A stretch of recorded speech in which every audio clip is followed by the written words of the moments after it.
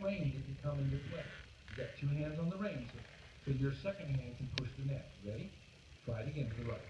Bend it, lead it, push it. Now your spur. Don't come too quick with your spur. We're not trying to go fast. Left side. Hindquarters out of the way. Now lead the front. Push the neck. Use this. Yes!